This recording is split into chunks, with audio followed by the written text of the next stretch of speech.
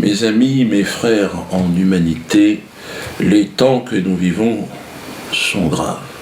Ces temps couronnent l'avènement du charlatanisme, de la corruption, de la fausseté, des intrigues et des petits manèges de cour. Une nouvelle monarchie s'est sournoisement accaparé le trône de France. Vulgaire, médiocre, prétentieuse, sans génie et sans dignité, elle monopolise la parole et organise la censure de la pensée. Sans pour autant l'assumer d'ailleurs. Regardez Valls, ce pauvre ami, regardez-le. Si c'était à refaire, je le referais pas, je le referais pas, je le referais pas. C'est-à-dire que le cerveau ne suit plus. Le mec, il sait plus. Il sait plus. Si c'était à refaire, je le referais pas. Regardez-le encore une fois, regardez. Si c'était à refaire, je le referais pas, papa. Mais ferme ta gueule définitivement, putain. El Blancos. Il n'y a pas assez de Blancos ici sur ce bar, il n'y en a pas. Alors comme ça, t'es tranquille, pas de Blancos. Alors, allons-nous nous laisser, mes amis, privés, allons-nous nous laisser priver sans réagir de cette ultime et indispensable liberté de penser. Pour mieux nous tromper, ces nouveaux monarques pleurnichards, sans grande imagination, comptent encore et toujours, évidemment, sur les médias d'État à leurs bottes. Presse, radio, télévision, ils ont fait de moi, d'Alain Soral et de quelques autres, je ne vais pas tous les citer, les épouvantails de la République. Mais cela en vain, car l'Internet marque la fin du règne des médias dominants. J'en parle avec d'autant plus d'amusement qu'ils me sollicitent nuit et jour, ces médias, pour les aider à faire un petit peu d'audimat, parce que ça devient difficile. Il y a Jean-Jacques Bourdin, tiens, regardez-le Jean-Jacques. J'aime bien Jean-Jacques, mais il fait le con aussi, regardez-le. Moi je l'ai invité, Dieudonné. Je l'ai invité à venir face à moi le matin. Il ne répond pas. Vous savez pourquoi il ne répond pas? Jamais. Parce qu'il est dans l'ambiguïté en permanence. Il cultive l'ambiguïté. Tu vois Jean-Jacques, tu m'invites et je peux pas venir, mais bon, faudrait peut-être te renseigner. Si j'ai refusé ton invitation, c'est sûrement et simplement parce que j'ai trop de travail, j'ai trop de boulot. Je joue 2 fois, voire 3 fois par soir au Théâtre de la Main d'Or. Donc c'est pas pour me lever à 6h30 pour aller discuter avec toi sur ton plateau, je sais pas où c'est d'ailleurs. En plus je joue mon spectacle à Souzoa, donc aussi en tournée. Donc une partie de la semaine, je suis même pas là. D'ailleurs je serai à Avignon, le 21, notez-le. De toute façon c'est complet Avignon, malheureusement 5000 places, c'est déjà fini. Et Toulouse, il reste de la place à Toulouse, donc n'hésitez pas à Toulouse. Je sais qu'il y a des manifestations qui s'organisent, si vous voulez me parler à Toulouse, on peut organiser un débat. Bon, je sais que vous ne voulez pas débattre avec moi, mais enfin je vous précise. Biarritz, le 14 mars, est annulé, parce qu'ils ont des problèmes de plancher. Apparemment il y a des souris qui ont mangé... Bon, ce qui est bizarre, c'est que juste avant, ils ont un spectacle de danse du Bolchoï, 180 je crois sur scène, ça tient. Mais le lendemain, pour moi, alors bon, on va voir, le tribunal va nous dire. Donc tous les gens de Biarritz, rendez-vous à Pau le 13 mars, c'est une journée avant. C'est au Zénith, là il y a de la place. Par contre, vous êtes obligé de vous faire rembourser votre ticket, parce que c'est comme ça, ils nous emmerdent. Qu'est-ce que je dis ? Donc vous faites rembourser votre ticket, les gens de Biarritz, et venez à Pau. Donc Jean-Jacques, pour finir, c'est pas que je refuse le débat, mais c'est que, bon, j'ai du travail comme je te l'ai dit, puis on joue pas dans la même cour. Oh, dis donc Gigi, toi qui bosses pour RMC, pour BFM TV, 2 entreprises en difficulté au passage. Ouais, ça marche pas du tout, t'as vu les audimats que vous faites, c'est de la merde, hein. Et puis c'est sous perfusion avec le fric d'Alain Veil. Alain Veil et puis un petit peu de pognon de Monaco aussi. Donc tu vas pas me donner de leçons de morale sur un. Je crois que le mieux c'est de la fermer.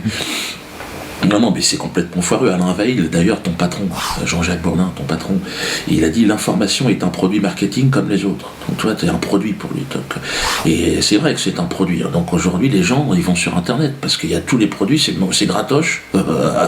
Puis ils ont plus envie de s'emmerder avec ta publicité. Toi, vous donnez du fric. Les gens en ont marre de vous, Jean-Jacques. Donc, moi, ce que je te propose, Jean-Jacques, à ce moment-là, c'est que tu viennes ici, dans mon bureau. Là, je peux te laisser un petit espace. Parce que tu sais que cette vidéo fera plus de démat que n'importe laquelle de tes émissions. Même quand tu invites le président je sais pas quoi, d'Israël, ou d'autres, enfin, peu importe. Mais ici, tu es sûr que si tu as un truc à vendre, si tu veux changer de carrière et faire un truc sur Internet, et que tu n'es pas de patron, ben tu viens ici, tu peux lancer ton truc. Moi, je suis prêt à discuter avec toi. Mais c'est normal que ce soit toi qui viennes, hein, parce que c'est logique que je joue à domicile, puisque c'est moi le plus performant.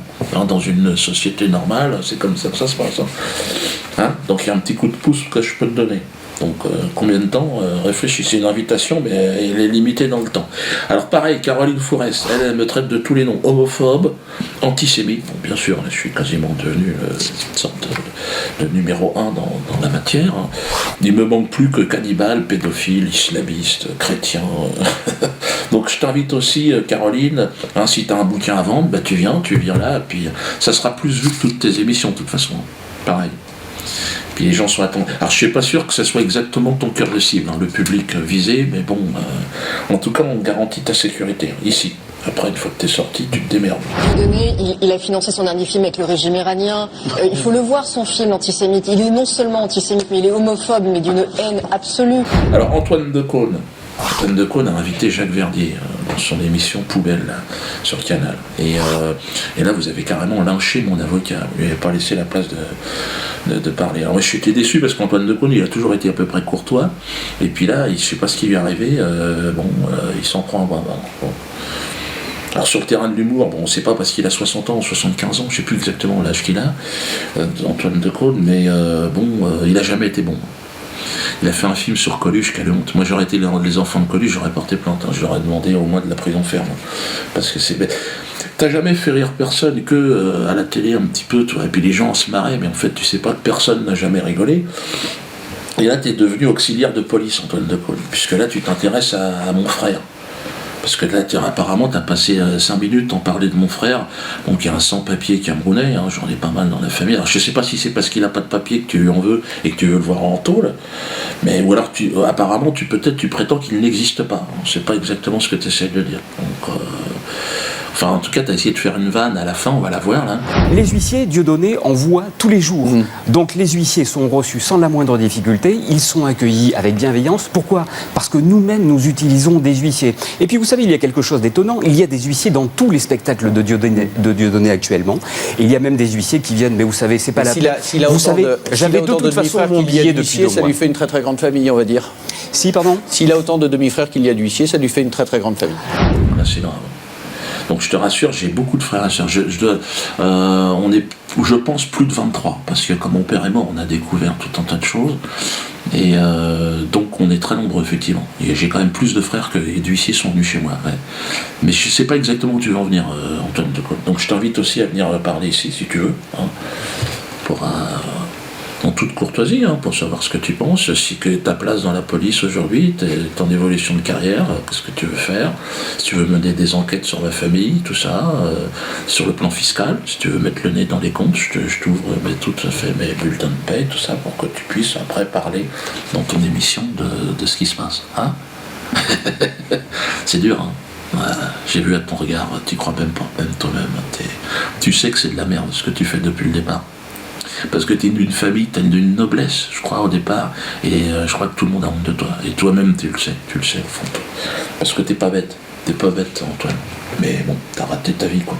Alors, le spectacle Le Mur, donc 43 €, ça sera le DVD. Alors, beaucoup me disent, oh, tu nous l'as pas envoyé. Non, je peux pas, parce que il n'est pas terminé le montage. Vous aurez d'ailleurs, parce que beaucoup de oui, c'est cher, mais vous aurez 2 spectacles. Il y aura le spectacle Le Mur, le spectacle La Souzoa, vous aurez également le spectacle Le Mariage pour tous, dedans. Et puis vous aurez une surprise. Une sorte de truc, je peux pas en parler. Mais ça vaut le coup. Hein. Donc n'hésitez pas, donc tout va apparaître ici.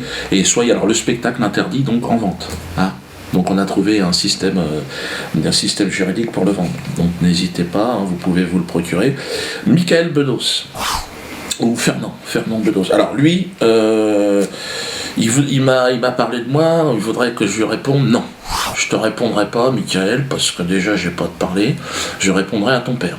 Je veux ton tuteur légal. Moi, j'ai pas à discuter à un mec qui s'est fait choper encore là par la patrouille. Je sais pas quoi t'as insulté, je sais pas qui. Pas si tu te drogues, tu t'encules. Bon. Et donc moi, ce que je veux, c'est parler à ton tuteur légal. Et pour te répondre, je vais faire parler mon neveu. Hein, c'est normal. Hein, les vieux avec les vieux, les jeunes avec les jeunes. Donc c'est celui qui est derrière la caméra. T'es prêt? Mais tu t'en fous, tu verras. De toute façon, tu peux pas être plus mauvais que lui. Allez, viens. Vas-y. C'est rien. Allez, comment ça marche cette caméra? Ah, attends. Vas-y, prends ma place. Tu veux mes lunettes? Voilà. Ah, menu, internet. Arrête de faire le con. Attends, je te fais les réglages là. Ouais. Ah, putain, attends. Voilà. Moi, je regarde. Alors attends, bouge pas. Non, parce que c'est le truc qui. Ah, c'est bon. Attends, bouge pas. Merde! Ah! Je suis obligé, les lunettes. Alors, bon, déjà, très important. C'est pas moi qui ai tiré sur les huissiers, hein, d'accord? Alors, Nicolas Bedos. Je préfère commencer par ça. Sérieusement, je ne cautionne pas ni les procès, ni le récent cyberacharnement que tu as subi. Hein. Ouais, cyber, par contre. Bah, tu reçois des clics, nous des claques. Clic-clac. Vas-y, enchaîne. Non, alors, l'humoriste préféré des Français, Dieudonné Mbalam, Voratanga Nambala, Tonton, a fait 14 spectacles. Auteur, metteur en scène, interprète. Tu vois où je veux en venir? Le respect, papy. C'est parce que tu ne respectes pas le travail d'un autodidacte que je veux te pisser dessus. Enfin, et aussi, il faut être honnête, parce que tu t'en prends à moi. En tant que spectateur de Diodo, moi j'en suis, avec nous, t'es pas anti. Et aussi, mon père est entier.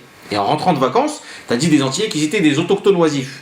Gratifiant il eût été que tu le dises avant de partir. Tu emploies le mot oisif. Toi, un mec qui raconte lui-même qu'il s'est drogué avec l'argent des autres pendant sa vingtaine.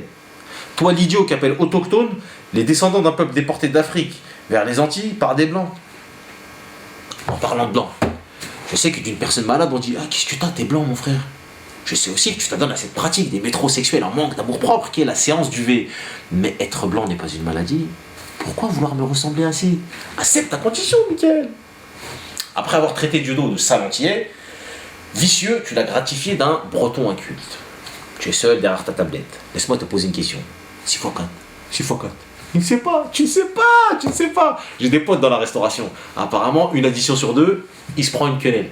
Ça reste à vérifier. Donc les gars, quand vous le croisez, n'hésitez pas. Sifocat. Bon, pas la table de 8. Et je crois qu'il va serrer. Moi, c'est vrai, je ne sais pas compter. Mais ceci, comme tu le sais, est la résultante de la médiocrité de notre système éducatif. Hein. Oui, j'ai grandi en cité.